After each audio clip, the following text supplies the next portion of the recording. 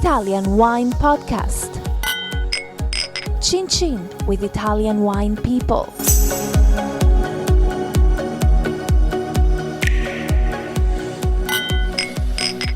This podcast is brought to you by Native Grape Odyssey. Native Grape Odyssey is an educational project financed by the European Union to promote European wine in Canada, Japan, and Russia. Enjoy. It's from Europe.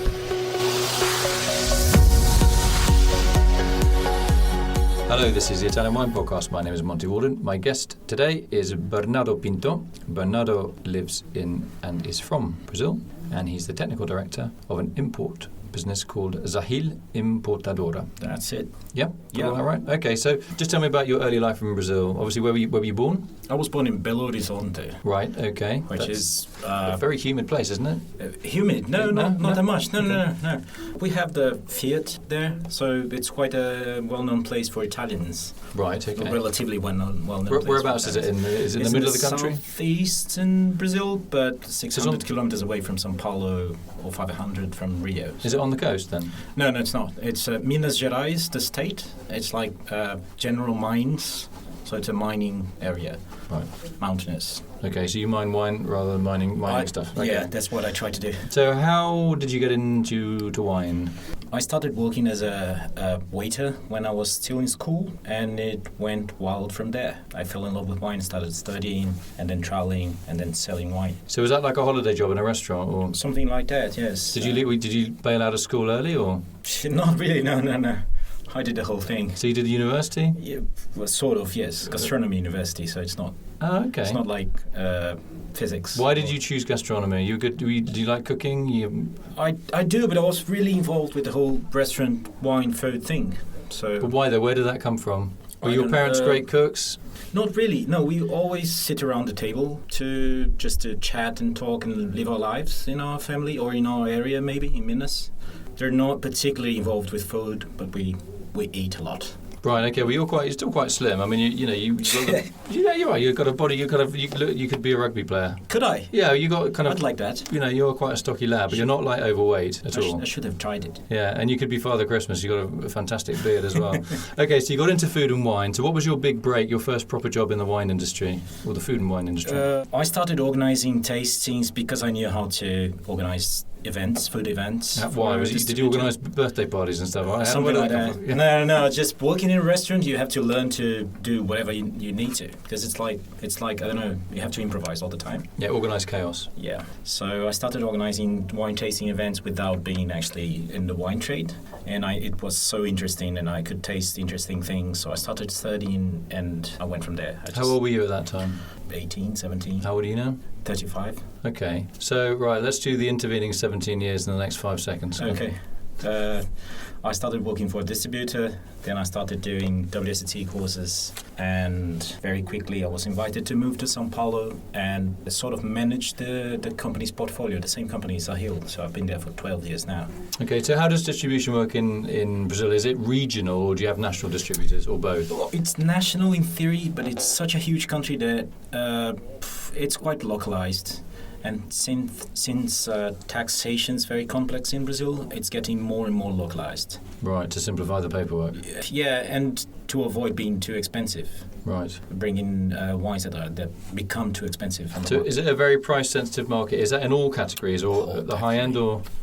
It was looking good a few years ago, but now we just went back to relatively or very cheap wine anyway. Because of the economy? Yeah. Yeah, because it's bankrupt, isn't it, basically, Brazil? It's messy. I wouldn't say bankrupt, because we've become more stable in the last maybe couple of decades, but still it's quite messy. It's still a bit up and down, yeah? Yeah. Okay. So how does that affect your purchasing situation? Obviously, you don't want to hold too much inventory, I guess. For a few years, I stopped looking for new wines.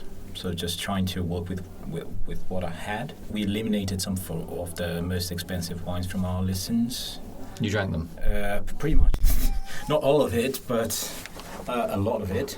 And we moved to secondary areas when looking for new wines. So what is a secondary? If you talk about, give me that in an Italian context. So say you instead of buying Brunello, you're buying Rosso. Is that what you're saying? Oh, it's worse than that. I'm sorry to say. Yeah, instead of buying Tuscan Sangiovese, we would buy Sangiovese di Romagna or Umbrian Sangiovese. The original home of Sangiovese, then? Probably. Probably. Yeah. Yeah. So maybe not such a backward step. Definitely. A step with backs, I could say. So I'll say backward step instead. At least in the eyes of the public, it's a bit of a...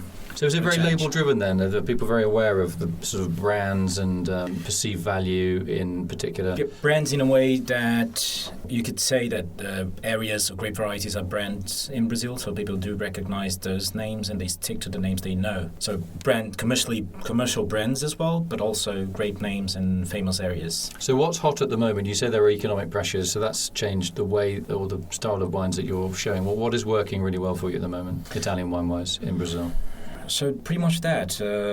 We've been doing a nice job with new Sangiovese di Romagna. We have a couple of very good wines from Abruzzo that work fine because they have the quality and they have the price, so it works. It's a red wine and a white wine from a famous region. Trebbiano and Montepulciano, yes. Yeah. So it works. We're just moving towards Barbera from outside the classic areas in Piemonte. So alternative, but still with recognizable grape names or areas. What about the cuisine then? I mean, all of those were fairly sort of big wines. I mean, maybe the Sangiovese di Romagna can be a big one. It can not necessarily be one, but they're all very food friendly, as most, I think, Italian wines are. So what are people eating with those kind of wines? So I think there's three main things that we have to consider when we talk about food in Brazil. One is we do eat a lot of meat, yes, so it works with those wines. So that's often grilled, is that correct? Yeah, barbecue, churrasco. We eat a lot of meat. In the south and southeast. Are you quite carnivorous? Yes, definitely, yeah. You're a stocky lad. Yeah, well, that's me. That used to be me. I'm trying to tune it down for the world's sake, actually, for the that's sake. true. Yeah, a lot of grain is 7 kilos of grain for 1 kilo of meat. It's crazy, and water as well. Yeah. But, we do eat a lot of meat. Okay. Then Italian cuisine is very strong in Brazil. There's a very strong influence from Italy, a lot of descendants. So we do eat a lot of Italian food, let's say pasta in many ways. So they have an affinity with the Italian wines. And then our, let's say, typical Brazilian food doesn't have a thing to do with red bulky wines. Okay, so what are typical Brazilian dishes then? Fish, pork, although you could have red wine with pork. It's, I don't know. Lots of vegetables, fruit, obviously. Are they steamed or boiled? Both, and other ways as well. So many different ingredients, exotic, like spicy things, or things that actually can anesthetiate your palate. Anesthetize your palate. Anesthetize, thank you. Anesthetize your palate. So they're going to either deaden it or they can clean it up, yeah? Just like you can't taste anything, or they clean your palate. They clean your palate. Yeah. So that's a cleanser. In a way, yes, but it's weird because it tastes weird when in contact with wine. It's not obvious to think about wine and those ingredients. So what about the sales channels? When they buy wine or when people buy wine in Brazil, is it going to the local wine shop or is it going to the local restaurant and ordering wine in a restaurant? Is there a big difference? Is there a big price differential between the margin or the actual price in a restaurant to a shop? Oh, there is, yes. So there's a big markup. There is a big markup. For our standards, well, like 60% or so. Oh, even more. 100% is common, but that's less than other countries, other established countries for wine. But still, it makes a huge difference in Brazil because the base price is very high because we have a lot of taxes. And you have import. I imagine getting stuff to Brazil is a bit expensive as well. Right? It's quite expensive, yes. But I have to say, freight costs from Europe to a Brazilian port are about the same as freight costs from the port to the cities. Really? Or even less, depending on where you're shipping. So it can be very expensive. And so it's a product for the few, as most Brazilians don't have a lot of cash economic power. But there's a lot of people who actually have money and are very interested in wine. So those guys would buy, more and more they're buying in supermarkets because supermarkets actually have the wines now. They treat the wines relatively well now, as in terms of storing them and having a fine selection, quality wines, having somebody to help you with the wine, with picking the wines. We used to buy a lot from the importers. importers directly, but the Brazilians are amongst the most earliest adopters of new technology. So 25% of wine drinkers in Brazil actually buy online. Really? And that's the third market online in the world, not in volume, but in percentage of buyers. Wow. So there's something like the US, Japan, and Brazil. So they're buying from local distributors, or? They are buying from either Or the shops? importers or local shops, yes. So you can basically buy direct. You can import wine, put it in a warehouse. Yep. Presumably there's some customs papers to do. Do you have to pay an import tax? You have to pay a lot of Yeah. taxes, and you have to pay them up front. So before they get inside the country, you have to pay everything, and you might get some credit back for paying too many taxes when you nationalize it. But that's quite a good idea. If you have those up front, you've got to pay the supplier, Yeah. the winery, and then you've got to pay the transport, and you've got to pay the tax up front. Yes. So the idea that almost as soon as that wine lands, you've got somebody that online can order it and pay you Yeah. and get it out and Yes, sell it. Yeah. that's true. Yeah. Do you It's possible. Brazilians are very curious? Are they like mixed cases, or do they just like a wine? Right, we had an X red, the multiple Chianito, and we'll order a box of that. Or do they want 6 of them, 6 whites? No, they do mixed cases. They do, To buy everything and just try to find things that they like, and then they'll buy things that are at the right price point. So it's a very price sensitive market. It is. Okay. Yes. So if I'm an Italian producer and I want to succeed in the Brazilian market, what are the tips you're going to give me? So first of all, you have to know what you want. So what's the type of distribution that you want to make? If you want to build a name for your products, for your company, or you just want to get rid of volume, whatever. So you can pick a partner, because you have to pick a good partner. And obviously there are people who don't know what they're doing. There are people that are not honest about what they're doing. So you have just to be careful and pick a good partner that will do the job that you want to do. And you have to collaborate. You have to be there. Really? Brazilians are very emotional, as people might recall from, I don't know, football games or other things. Yeah. So we like people, we like the places we visit, and we tend to remember those people in those places. So people who go and visit the country actually sell better just because they They've got make the this. personality, yeah. Yeah, it's a bit like Italy, right? Yeah, I think a little bit. I mean, there's, I suppose in Italy you could say that you have to win somebody's trust. Yeah. And the best way of doing that is with face-to-face. Maybe it's very hard to build a rapport with somebody over email in Italy, I found.